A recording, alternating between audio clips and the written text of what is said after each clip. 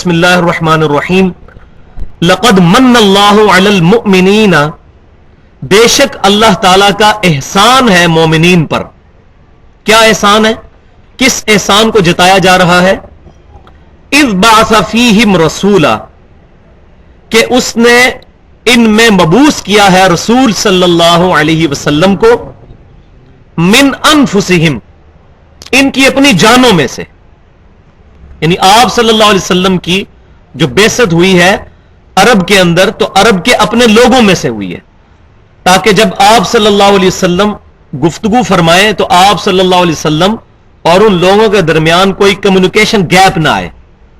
ورنہ اگر بات کرنے والا عربی ہو اور سننے والے اجمی ہوں تو ظاہر ہے کہ وہ دعوت پہنچانے کا حق ادا نہیں ہو سکتا. تو آپ صلی اللہ علیہ وسلم کو اللہ تعالیٰ نے عربیوں میں ہی مبعوث فرمایا تاکہ آپ صلی اللہ علیہ وسلم کی بات ان کو آسانی سے سمجھ آ جائے. یتلو علیہم آیاتہ، اور ان کا منصب کیا ہے، ڈیوٹی کیا ہے آپ صلی اللہ علیہ وسلم کی؟ وہ تلاوت کرتے ہیں ان پر اللہ کی آیات یعنی قرآن پاک. وَيُزَكِّيهِمْ، اور قرآن پڑھنے کی وجہ سے ان کے دلوں کو پاک کرتے ہیں. ابھی تو ترجمہ کروں گا، اس کے بعد میں ڈیٹیل میں اس آیت میں جاؤں گا. وَيُعَلِّمُهُمُ الْكِتَابَ وَالْحِكْمَةَ، اور جب بنیادی طور پر دلوں کی طہارت اچیو ہو جاتی ہے تو اس کے بعد آپ صلی اللہ علیہ وسلم ان کو الکتاب سکھاتے ہیں اور الحکمہ، حکمت بھی سکھاتے ہیں. وَإِن كَانُوا مِن قَبْلُ لَفِي ضَلَالٍ مُبِينٍ، اور اس سے پہلے یہ لوگ کھلی گمراہی میں تھے. یعنی آپ صلی اللہ علیہ وسلم کے ان میں تشریف لانے سے پہلے یہ لوگ کھلی گمراہی میں تھے. اس آیت کے اوپر کم از کم بھی میرا خیال ہے 20-25 منٹ کی مجھے گفتگو کرنی ہے آج. اس آیت مبارکہ کے اندر کل 7 چیزیں بیان ہوئی ہیں. کیونکہ یہ اہم ترین آیت ہے اس لیے میں اس پہ زیادہ ٹائم لگاؤں گا. جیسے پہلے سورہ آل عمران میں یہ آیت گزری تھی کہ اللہ تبارک و تعالیٰ اور اس کے محبوب صلی اللہ علیہ وسلم کی اطاعت اور اتباع کے حوالے سے قُلْ إِن كُنتُمْ تُحِبُّونَ اللَّهَ فَاتَّبِعُونِي يُحْبِبْكُمُ اللَّهُ. تو اس میں میں نے تقریباً پونا گھنٹہ گفتگو کی تھی اور اس میں جو غلط چیزیں ہیں ان کا رد کیا تھا. تو آج بھی اس آیت کے حوالے سے بہت امپورٹنٹ ترین گفتگو میں نے کرنی ہے. اس میں جو 7 باتیں بیان ہوئی ہیں ان میں پہلی چیز یہ ہے کہ اللہ تعالیٰ نے امام کائنات سید الاولین والآخرین شفیع المذنبین رحمت للعالمین سیدنا و مولانا امام اعظم محمد رسول اللہ صلی اللہ علیہ وسلم کو دنیا میں مبعوث فرما کر بھیج کر انسانوں پر اور خصوصاً مومنین پر احسان فرمایا ہے. اللہ تعالیٰ کا سب سے بڑا احسان مسلمانوں پر بلکہ ساری انسانیت پر امام کائنات صلی اللہ علیہ وسلم کا دنیا میں تشریف لانا ہے، جس کا کلائمیکس وہ سورہ الانبیاء کی آیت نمبر 107 ہے. وَمَا أَرْسَلْنَاكَ إِلَّا رَحْمَةً لِّلْعَالَمِينَ، اور ہم نے نہیں بھیجا ہے آپ صلی اللہ علیہ وسلم کو مگر رحمت بنا کر تمام جہانوں کے لیے. تو پہلی چیز اس آیت کے اندر یہ. دوسری چیز کہ آپ صلی اللہ علیہ وسلم عرب کے لوگوں میں ہی پیدا ہوئے. آپ کی بھی مدر ٹنگ جو تھی وہ عربی تھی. آپ صلی اللہ علیہ وسلم اور آپ کے جو آڈینس تھے ان کے درمیان کمیونیکیشن کا کوئی گیپ نہیں تھا عربی زبان کی وجہ سے، کیونکہ آپ صلی اللہ علیہ وسلم کی بعثت خاصہ عرب کے لوگوں کے لیے ہوئی ہے اور بعثت عامہ کے اعتبار سے پوری انسانیت کے لیے. وَمَا أَرْسَلْنَاكَ إِلَّا كَافَّةً لِلنَّاسِ بَشِيرًا وَنَذِيرًا، اے محبوب صلی اللہ علیہ وسلم ہم نے آپ کو نہیں بنایا بھیجا مگر ساری انسانیت کے لیے ڈر سنانے والا اور خوشخبری سنانے والا. لیکن آپ کی جو اسپیسیفک بعثت ہوئی ہے وہ ہوئی ہے عرب کے لوگوں کے اندر. اسی لیے سورہ التوبہ کے اندر آیا ہے کہ اگر عرب کے لوگ ایمان نہیں لائیں گے تو 4 مہینے کا الٹیمیٹم ہے، عرب چھوڑ کر چلے جائیں، ادروائز جہاں پائے جائیں گے قتل کیے جائیں گے. جیسا کہ پرانی امتوں میں جب نبیوں کی دعوت کوئی امت قبول نہیں کرتی تھی تو اللہ تعالیٰ ان کو ہلاک کر دیتا تھا. تو نبی صلی اللہ علیہ وسلم کے معاملے میں ایسی نوبت ہی نہیں آئی. اناؤنسمنٹ ہوئی کہ 4 مہینے کے اندر مکہ چھوڑ جاؤ فتح مکہ کے بعد، لیکن الحمدللہ اکثریت نے اسلام قبول کر ہی لیا، یہاں تک نوبت ہی نہیں آئی. آپ صلی اللہ علیہ وسلم کی بعثت خاصہ ہوئی ہے عرب کے لوگوں کی طرف، اور بعثت عامہ ان جنرل پوری کی پوری انسانیت کے لیے، قیامت تک آنے والے آخری انسان کے لیے. تو کمیونیکیشن گیپ کوئی نہیں. اور تیسری اہم ترین چیز کہ پروفٹ صلی اللہ علیہ وسلم کا آلہ دعوت، انسٹرومنٹ آف کمیونیکیشن کیا ہے؟ قرآن، القرآن. یہ آپ صلی اللہ علیہ وسلم کا وہ انسٹرومنٹ ہے جس کے ذریعے آپ صلی اللہ علیہ وسلم لوگوں کو اللہ کی طرف بلائیں گے. اور ظاہر ہے کہ اگر آپ صلی اللہ علیہ وسلم کو اللہ کی طرف بلانے کے لیے القرآن کی ضرورت ہے تو ہمیں تو زیادہ ضرورت ہے. تو آج بھی اگر کسی نے امت کو اللہ تعالی تک راستہ دکھانا ہے یا نبی صلی اللہ علیہ وسلم کے مبارک نقش قدم تک پہنچانا ہے تو القرآن کے ذریعے. The only instrument of dawah is Quran. Quran is the textbook of آف مسلمس. مسلمانوں کی ٹیکسٹ بک قرآن ہے. حدیث ہماری ٹیکسٹ بک نہیں ہے، حدیث ہماری ریفرنس بک ہے. قرآن کی ایکسپلینیشن. ٹیکسٹ بک مسلمانوں کی بنیادی کتاب وہ القرآن ہے. تو اس اعلی دعوت کے اوپر میں بڑے عرصے سے سوچ رہا تھا کہ میں ڈیٹیل سے گفتگو کروں، اگرچہ پچھلی دفعہ 1431 ہجری میں 9 ذی الحجہ یوم عرفہ کے دن ہم نے ایک لیکچر ریکارڈ کروایا تھا دعوت قرآن والا، وہ بھی پڑا ہوا ہے یوٹیوب کے اوپر. اس میں نے ڈیٹیل سے چیزیں ایڈریس کی تھیں. کچھ چیزیں اس میں بھی ایڈریس نہیں ہوئی تھیں جو میں آج ایڈریس کروں گا اس انسٹرومنٹ آف دعوت کے اعتبار سے. اور اس وقت امت کا سب سے بڑا مسئلہ یہ ہے کہ دعوت الی القرآن نہیں رہی. اور بدقسمتی سے جتنی جماعتیں دعوت کا کام لے کر اٹھی ہیں وہ اپنے اپنے مولویوں کی کتابیں لے کر اٹھی ہیں، القرآن کو لے کر نہیں اٹھی. اور میں ابھی 5 آیات سے کم از کم اور 5 ہی صحیح احادیث کے ذریعے قرآن پاک کے دعوت کے اونلی انسٹرومنٹ ہونے کے اوپر انشاءاللہ گفتگو کروں گا. بسم اللہ الرحمن الرحیم. پہلی آیت ہے سورہ یونس میں، یا ایھا الناس، اے تمام انسانوں، قد جاءتکم موعظۃ من ربکم وشفاء لما فی الصدور وہدی ورحمۃ للمؤمنین. بے شک تمہارے پاس آ گیا، قد جاءتکم موعظۃ من ربکم، اللہ کی طرف سے واعظ، وشفاء لما فی الصدور، اور تمہارے دلوں کی بیماریوں کی شفا ہے اس کے اندر. دل کی بیماری سے مراد یہ ہارٹ اٹیک نہیں، دل کی بیماری سے مراد سب سے بڑا بیماری جو ہے اس پوری انسانیت کو وہ شرک کی بیماری ہے. Shirk is the most sensitive issue in the sight of Allah. تو یہ دل کی بیماریوں کا علاج ہے. اور دوسری بڑی بیماری دنیا پرستی، تو یہ دلوں کی بیماریوں کا علاج ہے. وَهُدًى وَرَحْمَةٌ لِّلْمُؤْمِنِينَ، اور ہدایت ہے اور رحمت ہے مومنین کے لیے. لیکن مومنین کا ذکر اینڈ پر آیا ہے. یہ تمام سٹیجز گزارنے کے بعد رحمت خاصہ ہے قرآن پاک مومنین کے لیے. دوسری آیت سورۃ الانعام کے اندر، بسم اللہ الرحمن الرحیم، وَأُوحِيَ إِلَيَّ هَذَا الْقُرْآنُ لِأُنذِرَكُم بِهِ وَمَن بَلَغَ. اے محبوب صلی اللہ علیہ وسلم، آپ فرما دیجئے کہ مجھے قرآن اللہ نے اس لیے وحی کیا ہے کہ اس قرآن کے ذریعے میں تمہیں بھی تبلیغ کر دوں، جس تک یہ قرآن پہنچ جائے وہ قرآن کے ذریعے تبلیغ کرے اور اس پر عمل کرے. اس سے بھی پتہ چل گیا کہ قرآن پاک از دی اونلی انسٹرومنٹ آف دعوت. دعوت کا واحد آلہ کار قرآن ہے. تیسری آیت، نبی صلی اللہ علیہ وسلم کو کیٹاگوریکل حکم ہوا ہے سورہ قاف میں. آخری آیت، فذکر بالقرآن من یخاف وعید. اے محبوب صلی اللہ علیہ وسلم، آپ نصیحت کریں اس قرآن کے ذریعے اس کو جو اللہ تعالیٰ کی دھمکی سے ڈرنے والا ہے. فذکر بالقرآن من یخاف وعید، قرآن کے ذریعے تبلیغ کریں.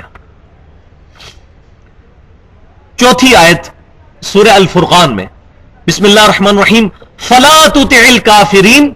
اے محبوب صلی اللہ علیہ وسلم، کافروں کی جو سازشیں ہیں ان کی طرف توجہ نہ فرمائیے. آپ صلی اللہ علیہ وسلم ان کو صرف نظر فرمائیے، اگنور کیجئے. فلا تطع الکافرین وجاہدہم بہ جہادا کبیرا، اور اس قرآن کے ذریعے سب سے بڑا جہاد کیجئے. تو بھائیو، سب سے بڑا جہاد دعوت الی القرآن اور قرآن کے ذریعے دعوت ہے. وہ جو حدیث ہے غزوہ تبوک سے واپسی پر آپ صلی اللہ علیہ وسلم نے فرمایا کہ ہم اب چھوٹے جہاد سے بڑے جہاد کی طرف جا رہے ہیں، وہ تو حدیث ضعیف ہے، لیکن قرآن کی آیت تو ضعیف نہیں ہے. وَجَاهِدْهُمْ بِهِ جِهَادًا كَبِيرًا، سب سے بڑا جہاد دعوت الی القرآن ہے، سب سے بڑا جہاد، اور یہی آپ صلی اللہ علیہ وسلم نے کیا. اور 5ویں آیت سورہ حامیم والسجدہ میں، سورہ فصلت بھی جس کو کہتے ہیں، وَمَنْ أَحْسَنُ قَوْلًا مِّمَّنْ دَعَا إِلَى اللَّهِ وَعَمِلَ صَالِحًا وَقَالَ إِنَّنِي مِنَ الْمُسْلِمِينَ. اس شخص سے بڑھ کر کس کی بات اچھی ہو سکتی ہے جو لوگوں کو اللہ کی طرف بلائے، یعنی قرآن کی طرف، وَعَمِلَ صَالِحًا اور نیک کام کرے، وَقَالَ إِنَّنِي مِنَ الْمُسْلِمِينَ اور نیک کام کرنے کے بعد کوئی بزرگ نہ بن کے بیٹھ جائے بلکہ عاجزی کرتے ہوئے کہے کہ إِنَّنِي مِنَ الْمُسْلِمِينَ میں بھی عام مسلمانوں میں سے. اور اننی من المسلمین کا مطلب یہ بھی ہوا کہ وہ فرقوں سے بالاتر ہو کر دعوت الی القرآن پیش کرے. دیکھ لیں، ومن احسن قولا ممن دعا الی اللہ، جو اللہ کی طرف بلائے اس سے بہتر کس کی بات ہو سکتی ہے. وعمل صالحا اور خود بھی نیک کام کرے، ورنہ تو دعوت الٹا بدنامی بن جائے گی. اگر خود نیک اعمال نہیں کرے گا تو دعوت بدنامی کا باعث بن جائے گی. وقال اننی من المسلمین اور پھر اپنے آپ کو یہ نہ کہے کہ میں بریلوی ہوں، میں دیوبندی ہوں، میں اہل حدیث ہوں. وقال اننی من المسلمین میں بھی مسلمانوں میں سے ایک مسلمان ہوں.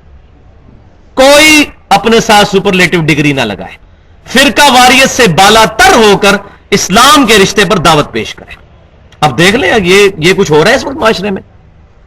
ہاں ہو رہا ہے اس معاشرے میں کہ جن کو اللہ تعالیٰ نے اب دعوت کے لیے چن لیا ہے.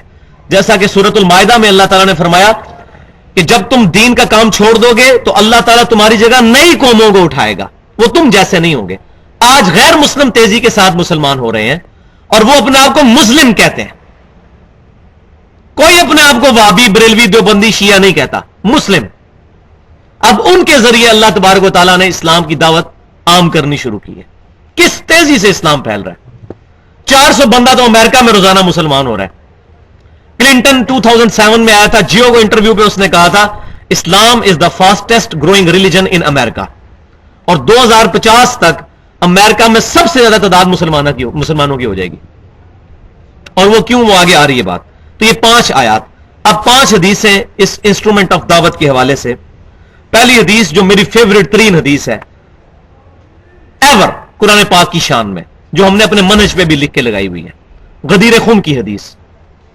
20 ذی الحجہ کو نبی صلی اللہ علیہ وسلم 10 ہجری میں حج کے بعد جب واپس آئے تو 20 ذی الحجہ کو مکے اور مدینے کے درمیان ایک جگہ ہے جس کو کہتے ہیں غدیر خم. اور یہ حدیث ایسی حدیث ہے جس پہ پورے کے پورے مسلمانوں کا اجماع ہے. شیعہ بھی اس حدیث کو مانتے ہیں، اہل سنت کے بھی تمام گروہ، بریلوی، دیوبندی، اہل حدیث سب مانتے ہیں اس حدیث کو. اس کو کہتے ہیں غدیر خم کی حدیث. غدیر خم وہ گاؤں تھا جہاں آپ صلی اللہ علیہ وسلم نے حج سے واپسی پر مکے اور مدینے کے درمیان ایک خطبہ دیا. یہ خطبہ صحیح مسلم میں کتاب الفضائل چیپٹر میں انٹرنیشنل نمبرنگ کے مطابق 6225، 6226، 6227 اور 6228 4 حدیثیں ہیں یکے بعد دیگرے صحیح مسلم کے اندر غدیر خم کی حدیثیں. زید بن ارقم رضی اللہ تعالیٰ عنہ سے آپ صلی اللہ علیہ وسلم نے ارشاد فرمایا، آپ کی گفتگو کا ذرا انداز دیکھ لیں. اے لوگوں آگاہ ہو جاؤ، میں بھی ایک انسان ہوں، قریب ہے کہ رب کا قاصد یعنی موت کا فرشتہ میرے پاس آئے اور میں اس کی دعوت قبول کر لوں. میں اپنے بعد 2 بھاری چیزیں تم میں چھوڑ کر جا رہا ہوں. ان میں سے پہلی چیز اللہ کی کتاب ہے، اس میں ہدایت ہے، اس میں نور ہے. تم اللہ کی کتاب کو پکڑو، اپنا تعلق اللہ کی کتاب کے ساتھ مضبوط کرو. اللہ کی کتاب اللہ کی رسی ہے، جو اس کو پکڑے گا وہ ہدایت پر ہوگا، جو چھوڑ دے گا گمراہ ہو جائے گا. الفاظ میں ذرا غور کریں. اس منہج میں تو بھی آدھی حدیث لکھی ہے، ابھی جو نیکسٹ چھپ چکے ہیں ہمارا پرنٹڈ فارم میں بھی، اور نیکسٹ یہ بھی آ گیا، اس میں پوری حدیث لکھتی ہے. پہلی چیز اللہ کی کتاب ہے، اس میں ہدایت ہے، اس میں نور ہے. تم اللہ کی کتاب کو پکڑو، اپنا تعلق اللہ کی کتاب کے ساتھ مضبوط کرو. اللہ کی کتاب اللہ کی رسی ہے، جو اللہ کی کتاب کو پکڑے گا وہ ہدایت پر ہوگا، جو اس کو چھوڑ دے گا گمراہ ہو جائے گا. وَلِعَوْذُ بِاللَّهِ تَعَالَى. اور دوسری چیز میرے اہل بیت ہیں، میں اپنے اہل بیت کے معاملے میں تمہیں اللہ سے ڈراتا ہوں، میں اپنے اہل بیت کے معاملے میں تمہیں اللہ سے ڈراتا ہوں. کیونکہ نبی صلی اللہ علیہ وسلم کو یہ غیبی خبر دے دی گئی تھی کہ آپ کی امت آپ کی وفات کے بعد آپ کے اہل بیت کے ساتھ برا سلوک کرے گی. لہذا جو لوگ بھی اہل بیت کے ساتھ ظلم میں شریک ہیں، سیدنا حسین کو ڈائریکٹلی قتل کرنے والے عبید اللہ ابن زیاد یا انڈائریکٹلی اس کو گورنر مقرر کرنے والا یزید بن معاویہ، ہم دونوں کا معاملہ اللہ کے سپرد کرتے ہیں. ہم ان سے کوئی محبت نہیں کرتے. ہم الحمدللہ حسینی ہیں، ہم اہل بیت کے ساتھ ہیں، ہم یزیدی نہیں ہیں. تو یہ پہلی حدیث غدیر خم کی. دوسری حدیث اسی کانٹیکسٹ میں وہ صحیح بخاری کے اندر موجود ہے.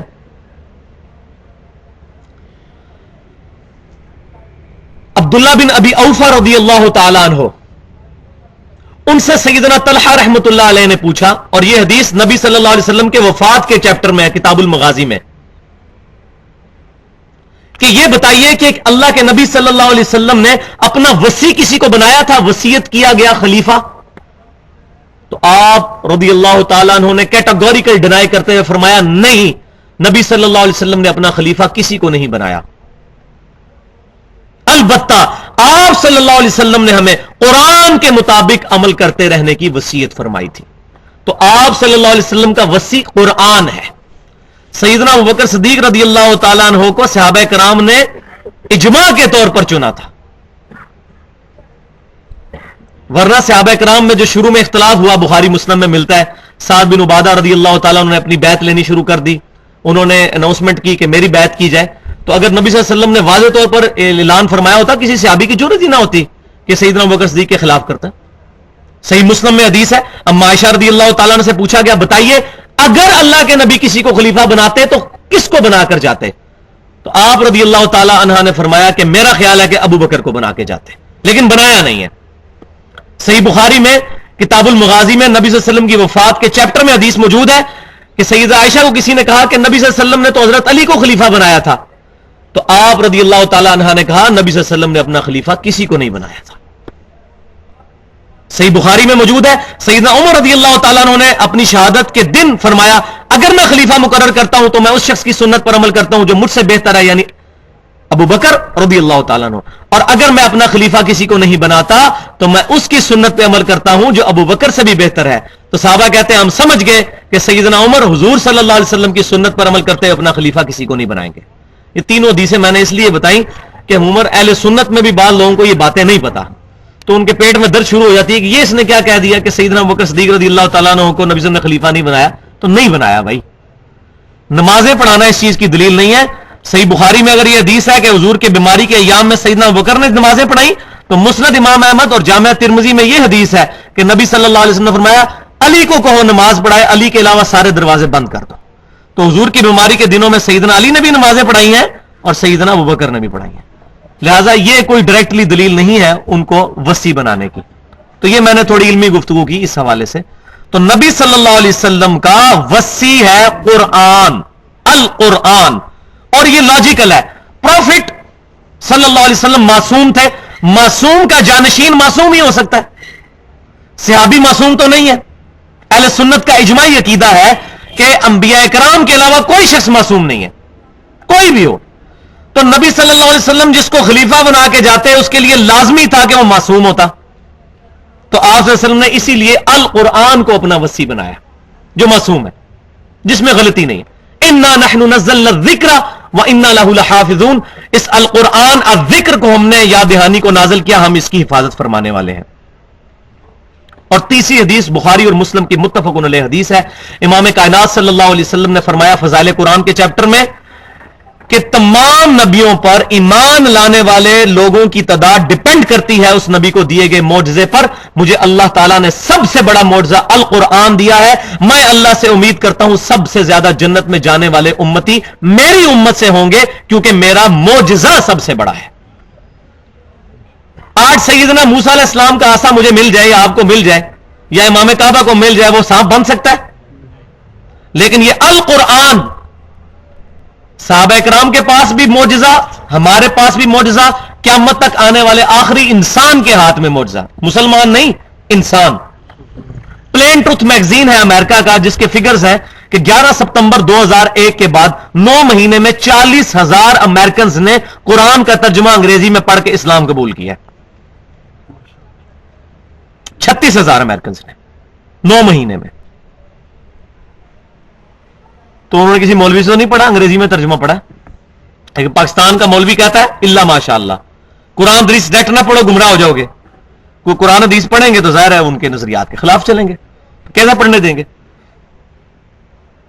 उन मौलवियों, उन अंग्रेजों ने को मौलवियों की तकरीरें तो नहीं सुनी, मौलवियों की तकरीरें तो मुसलमान नहीं सुनते, कुरान का तर्जुमा अंग्रेजी में पढ़ के। लिहाजा वो जो हदीस के मेरा मौजज़ा सबसे बड़ा है, मुझ पे ईमान लाने वाले भी सबसे ज्यादा होंगे, बुखारी और मुस्लिम की मुत्तफक़ुन अलैह हदीस है कि आधे जन्नती नबी सल्लल्लाहु अलैहि वसल्लम की उम्मत से होंगे, आधे जन्नती कम अज कम, इस अल कुरान मौजज़े की वजह से।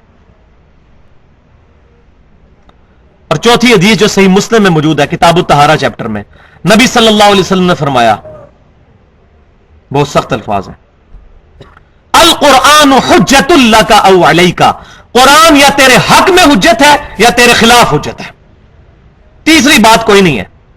या कुरान तेरे हक में हुज्जत है या तेरे खिलाफ हुज्जत है। अब जिसको कुरान की कोई आयत पढ़ के तकलीफ हो रही है तो समझ ले कुरान उसके खिलाफ हुज्जत बन गया, वो अपने आप को कुरान के मुताबिक कर ले। अब किसी को इस आयत से तकलीफ होती है, इय्या का नाबुदु व इय्या का नस्तईन, ऐ अल्लाह हम सिर्फ तेरी इबादत करेंगे और गायब में मदद के लिए सिर्फ तुझी को पुकारेंगे, या अली मदद नहीं कहेंगे, या गौसे आजम दस्तगीर नहीं कहेंगे। अगर किसी को इस आयत से यह तकलीफ हो रही है तो समझ ले कुरान उसके खिलाफ हुज्जत बन गया, माअल्लाह। अब वो अपने आप को कुरान के मुताबिक कर ले। इसी तरीके से अगर किसी को इस आयत से तकलीफ होती है कि वातसिमू बिहब्लिल्लाहि जमीअन वला तफर्रकू, अल्लाह की रस्सी कुरान को मजबूती से थाम लो और आपस में फिरकों में मत बंटो, और उसका दिल करता नहीं मैं फिरके का नाम लिखूं मस्जिद के बाहर, यह कुरान में क्यों आयत आ गई कि फिरकों में मत बंटो, और अब उसको तकलीफ शुरू हो जाती है तो समझ ले कुरान उसके खिलाफ हुज्जत बन गया।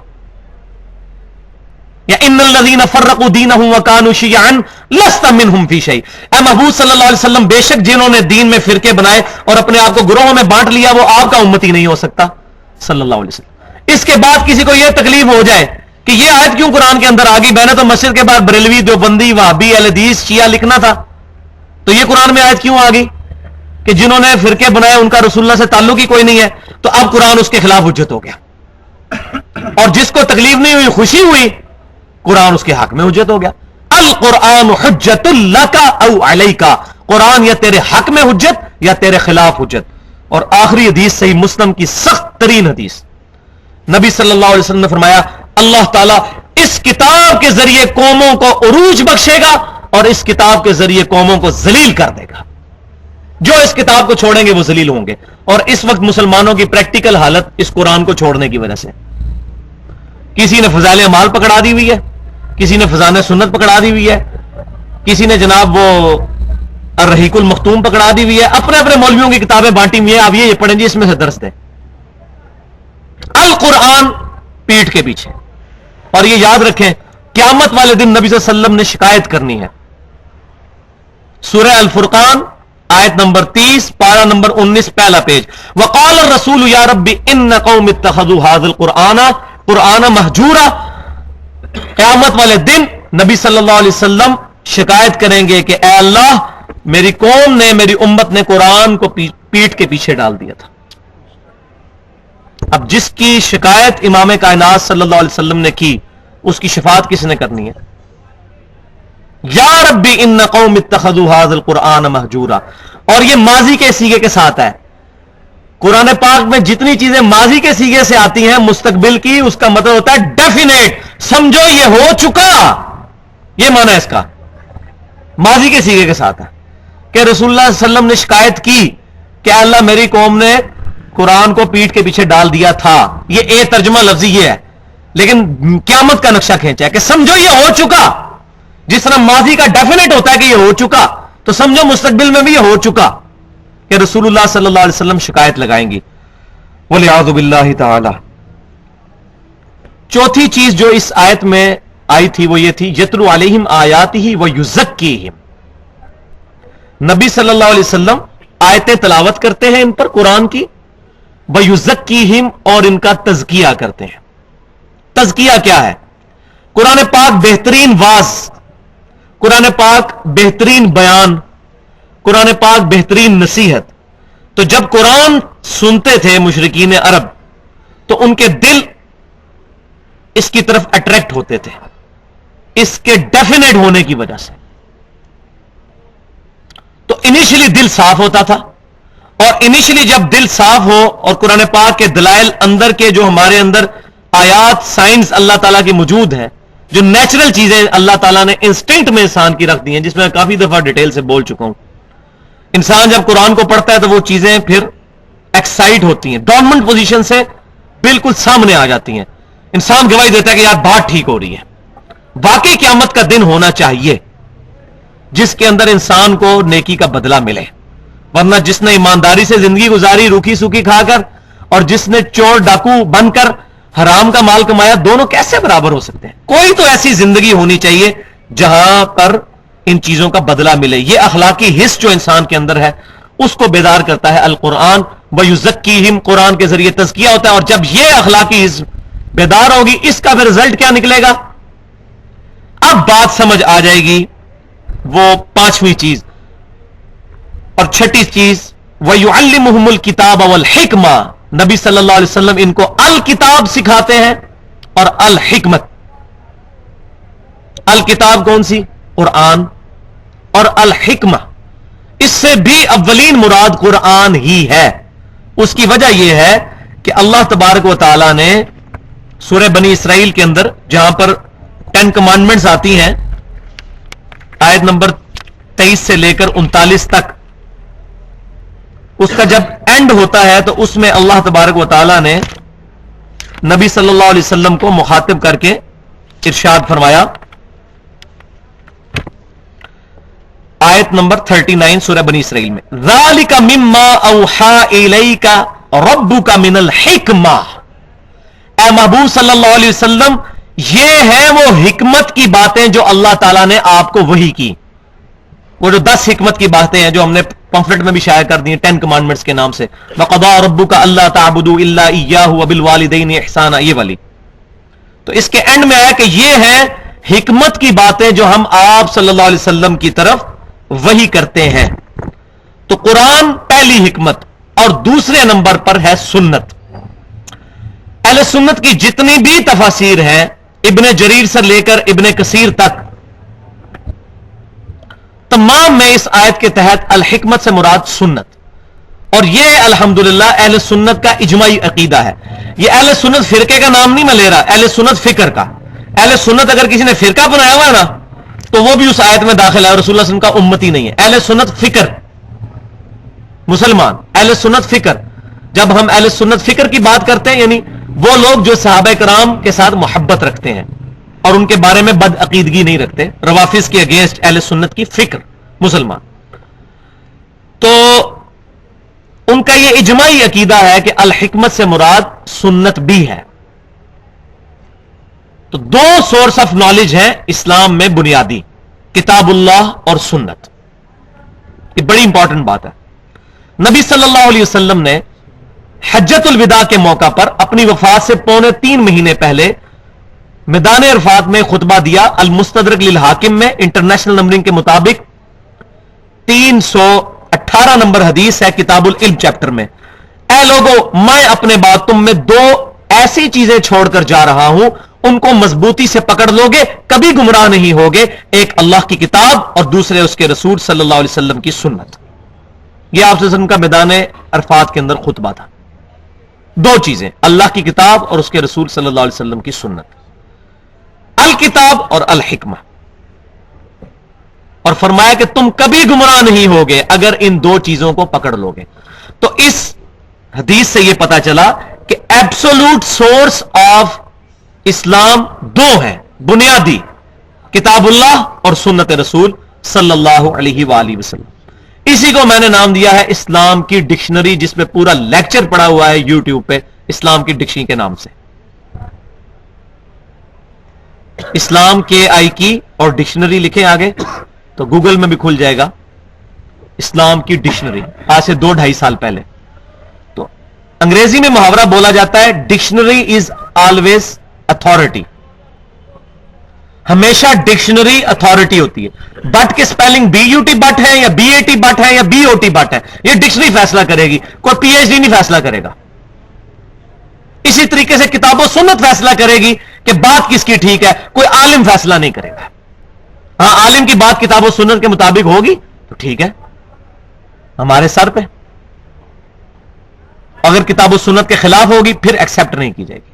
تو اسلام کی ڈکشنری الکتاب اور الحکمہ قرآن اور سنت ہے، اور فرمایا کبھی گمراہ نہیں ہوگے. اب مزے کی بات سنیں، جن کو نیند آ رہی ہے اپنی آنکھیں کھول لیں، کہ پاکستان میں، ہندوستان میں، بنگلہ دیش، اس سب کانٹیننٹ میں مولویوں کی اکثریت کہتی ہے قرآن حدیث ڈائریکٹ نہ پڑھنا، گمراہ ہو جاؤ گے. اور نبی صلی اللہ علیہ وسلم بیان فرما رہے ہیں کہ جو کتاب اللہ اور سنت کو پکڑ لے گا کبھی گمراہ نہیں ہوگا. دیکھ لیں آپ کتنی اپوزٹ، 180 ڈگری بات ہے. یہ میں آپ کو مولویوں کا اصلی چہرہ بتا رہا ہوں. علماء سے پوچھیں، علماء سے سیکھیں، ضرور پوچھیں. فاسألوا اہل الذکر ان کنتم لا تعلمون. اگر تمہیں علم نہیں تو اہل علم سے پوچھو. لیکن اہل علم سے یہ پوچھنا ہے کہ بتائیں اللہ نے کیا فرمایا، رسول اللہ نے کیا فرمایا صلی اللہ علیہ وسلم. یہ نہیں کہ آپ کے بزرگ کیا کہتے ہیں اور آپ کیا فرماتے ہیں بیچ اس مسئلہ کے، یہ نہیں. تو آپ جو کچھ فرما کے گئے ہوئے تو آپ کو پتا ہے بزرگوں نے کیا کچھ کیا ہے. وہ اندھا دھند پیروی کا انجام آپ پڑھ لیں تو آپ کو پتا چل جائے گا. اپنے ناموں کے کلمے پڑھوائے ہوئے، کسی نے پڑھوایا لا الہ الا اللہ اشرف علی تھانوی رسول اللہ، کسی نے پڑھایا لا الہ الا اللہ چشتی رسول اللہ، کسی نے پڑھایا لا الہ الا اللہ شبلی رسول اللہ. تو آپ بزرگوں سے پوچھیں گے تو پھر یہی ملے گا. اور بخاری مسلم میں حدیث ہے متفق علیہ، اسلام کی بنیاد 5 چیزوں پر ہے. پہلی چیز ہے کہ تم گواہی دو لا الہ الا اللہ وان محمد رسول اللہ صلی اللہ علیہ وسلم. بنیاد یہ ٹا کے رکھ دی ہے. تو یہ 2 چیزیں ہیں بنیادی. اور آخری بات جو اس آیت میں آئی تھی وَإِن كَانُوا مِن قَبْلُ لَفِي ضَلَالٍ مُبِينٍ، کتاب و سنت کے آنے سے پہلے اور ہمارے محبوب صلی اللہ علیہ وسلم کے تشریف لانے سے پہلے تم کھلی گمراہی میں تھے. کس کو کہا جا رہا ہے؟ صحابہ کرام. تو آج بھی کتاب و سنت ہماری زندگی میں نہیں آئے گی، ہم کھلی گمراہی میں ہیں. سیدھی سی بات ہے. 2 + 2 4 کے برابر. راکٹ سائنس نہیں ہے. صحابہ کرام کو کہا جا رہا ہے کہ نبی صلی اللہ علیہ وسلم اور اللہ کی کتاب اور آپ کی سنت کے آنے سے پہلے تم کھلی گمراہی میں تھے.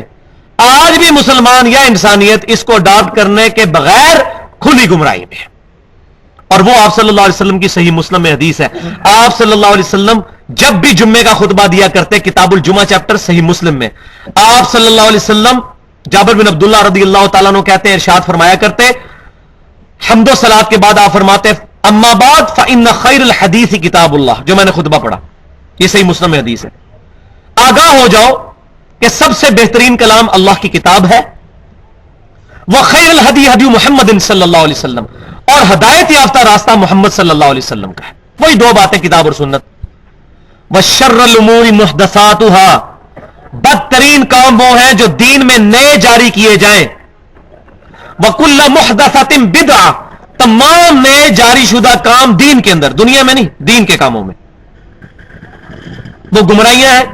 وَكُلَّ بِدْعَةٍ ضَلَالَةٍ، وہ بدعتیں ہیں اور تمام بدعتیں گمراہیاں ہیں. وَكُلَّ ضَلَالَةٍ فِي النَّارِ، اور تمام گمراہیاں دوزخ میں لے جانے والی ہیں. مسند امام احمد اور سنن نسائی میں بھی یہ موجود ہے حدیث.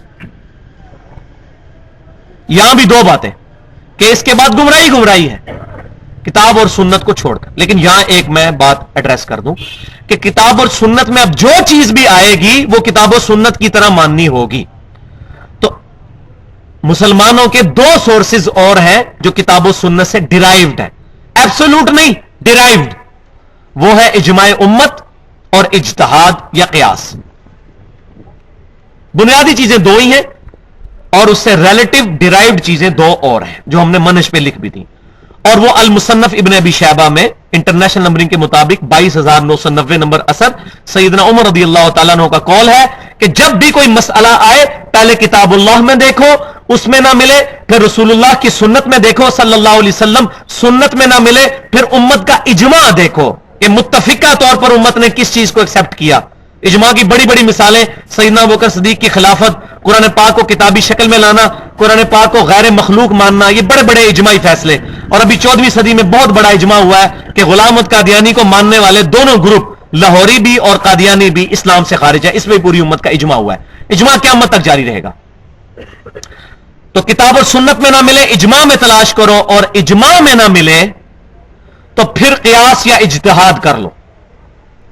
اب اہل سنت اور اہل بدعت کا اختلاف شروع ہو جاتا ہے یہاں سے 4تھی چیز پہ، اجتہاد پہ. اہل بدعت یہ کہتے ہیں کہ ہمارا جو بزرگ اجتہاد کر گیا ہے، ہم نے قرآن حدیث کوئی نہیں پڑھنی، بس بزرگوں نے جو فرما دیا وہی ماننا ہے. جبکہ اہل سنت کی فکر یہ ہے کہ پہلے قرآن، پھر سنت، پھر اجماع، پھر اجتہاد. الٹی گنگا نہیں بہانی. کتاب سنت اجماع کے خلاف جو چیز آئے گی وہ کسی بھی بزرگ کا قول ہوگا اس کو چھوڑ دیا جائے گا.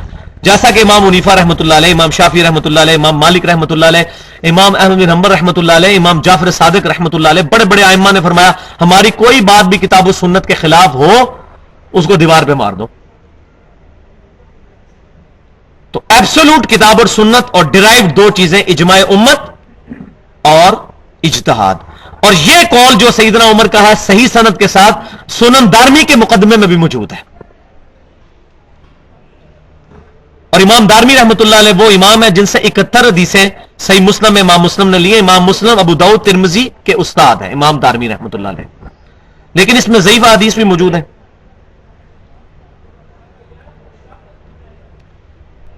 اب آخر میں اسی آیت کے کانٹیکسٹ میں حدیث کی کتابوں کے اوپر تھوڑی سی گفتگو میں ضروری سمجھ رہا ہوں. قرآن و حدیث تو ساری بات کرتے ہیں، لیکن وہ کون سی کتابیں ہیں جن پر امت کا اتفاق ہے قرآن کے بعد حدیث کی کتابوں پر؟ تو یہ بات یاد رکھیں، ہمارے سب کانٹیننٹ میں تینوں بھاری فرقے جو اپنے آپ کو اہل سنت و جماعت کہتے ہیں، بریلوی، دیوبندی اور اہل حدیث، تینوں مشترکہ طور پر جس پرسنالٹی پر متفق ہیں وہ شاہ ولی اللہ دہلوی رحمۃ اللہ علیہ المتوفا 1176 ہجری ہیں، جنہوں نے شورى آفاق تصنیف لکھی ہے حجت اللہ البالغہ، جس کے مقدمے میں انہوں نے لکھ دیا کہ میں نے آج تک جتنی باتیں اور جتنی کتابیں کتاب اللہ، سنت اور اجماع کے خلاف لکھی میں ان سے رجوع کرتا ہوں. شاہ ولی اللہ کی بڑی شرکیہ کتابیں بھی ہیں جو آج بدعتی فرقے اٹھائے پھرتے ہیں، انفاس العارفین اور اس طریقے سے باقی کتابیں، اور کہتے ہیں دیکھیں نہیں شاہ ولی اللہ بھی یہ کہتے تھے. ان ساری کتابوں سے شاہ ولی اللہ نے توبہ کر لی ہے. حجت اللہ البالغہ ان کی آخری کتاب ہے، تقریباً 1500 صفحوں پر مشتمل ہے. اس میں آپ پڑھ لیں. پہلے کتابوں میں انہوں نے لکھا ہے میں حنفی ہوں. حجت اللہ البالغہ میں انہوں نے لکھا ہے کہ امت میں 4تھی صدی میں سب سے بڑی بدعت یہ شروع ہوئی کہ لوگوں نے اماموں کی اندھی تقلید شروع کر دی. تو ان کو بھی سمجھ آتے ہوئے دیر لگی نا. ہمارے انڈیا پاکستان میں جو بندہ آنکھ کھولتا ہے وہ گمراہی میں ہی آنکھ کھولتا ہے، پھر بیچارہ جب کوئی بندہ پڑھنا شروع کرتا ہے تو پھر جا کے اس کو سمجھ آتی ہے.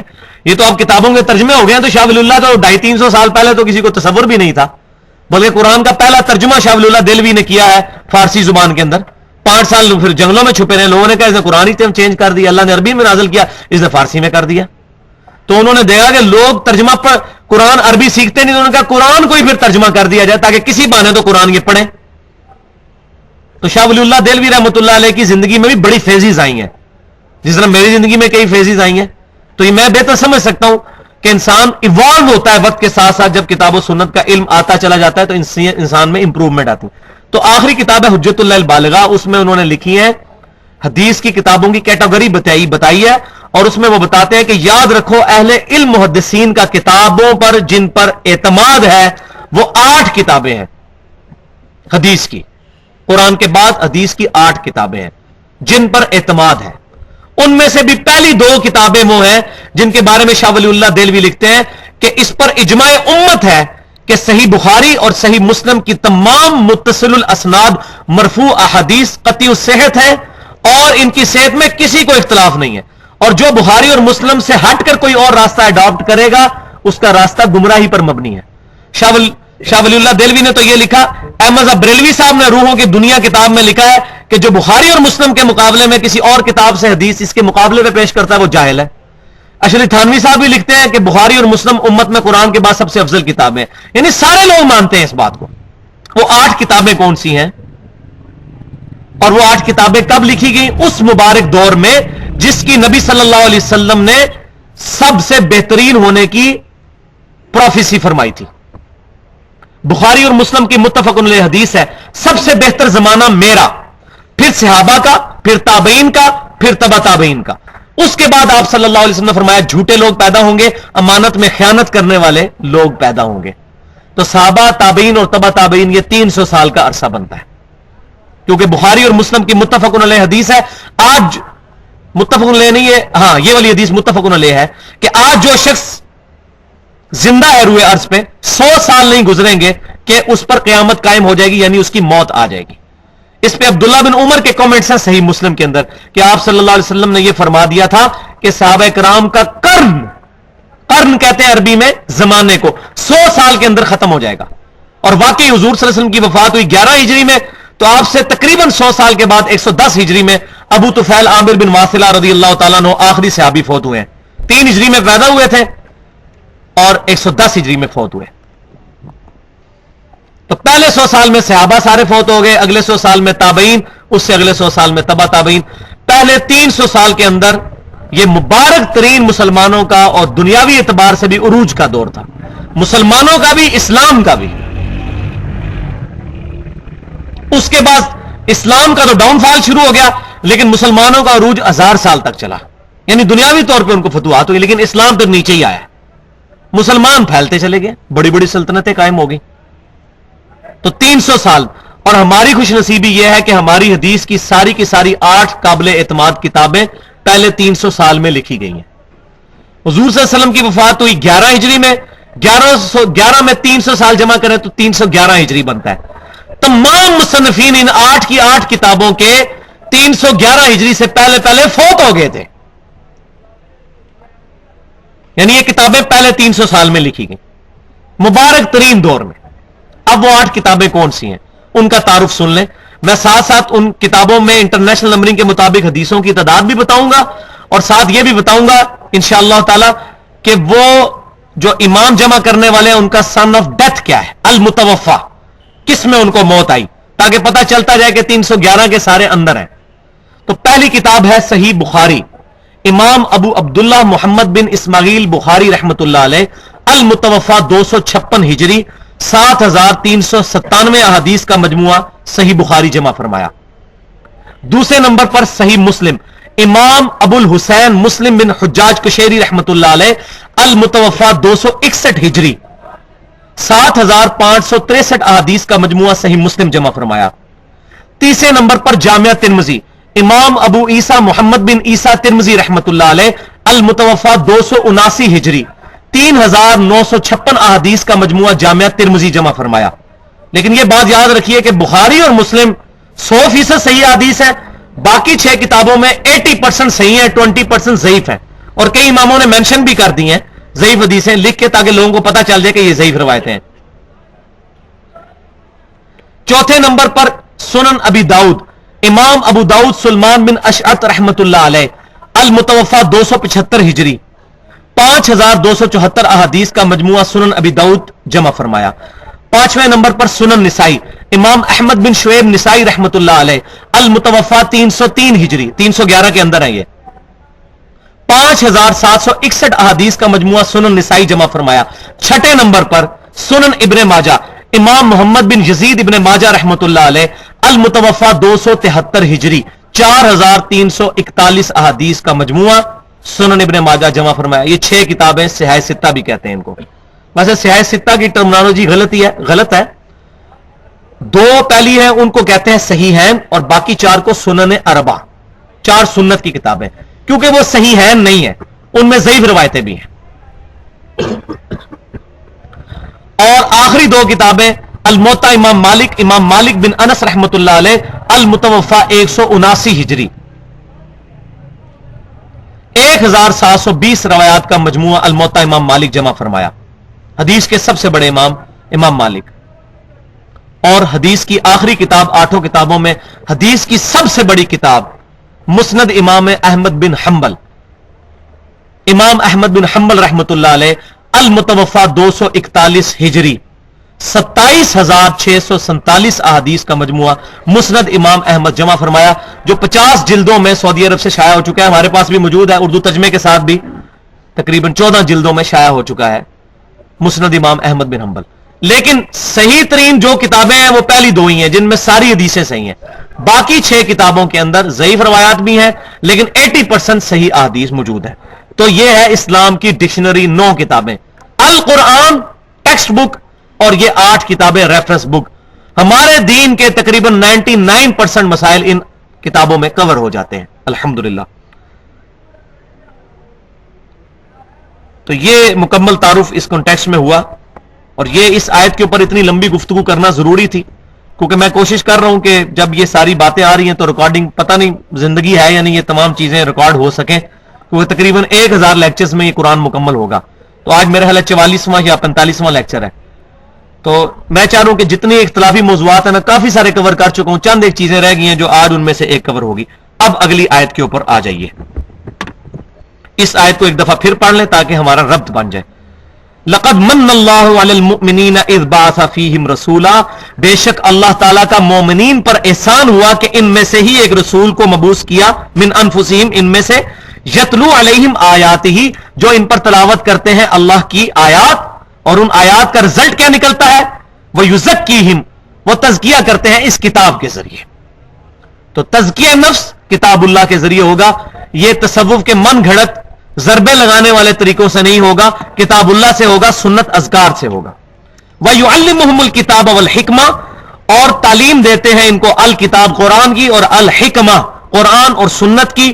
وَإِن كَانُوا مِن قَبْلُ لَفِي ضَلَالٍ مُبِينٍ، اور اس سے پہلے یہ لوگ کھلی گمراہی میں تھے، کتاب اللہ اور سنت کے آنے سے پہلے، نبی صلی اللہ علیہ وسلم کے مبعوث ہونے سے پہلے. تو آپ صلی اللہ علیہ وسلم کی وجہ سے اللہ تعالیٰ نے کتاب اور سنت آپ صلی اللہ علیہ وسلم کے ذریعے عطا فرما کے لوگوں کو گمراہی سے نکالا.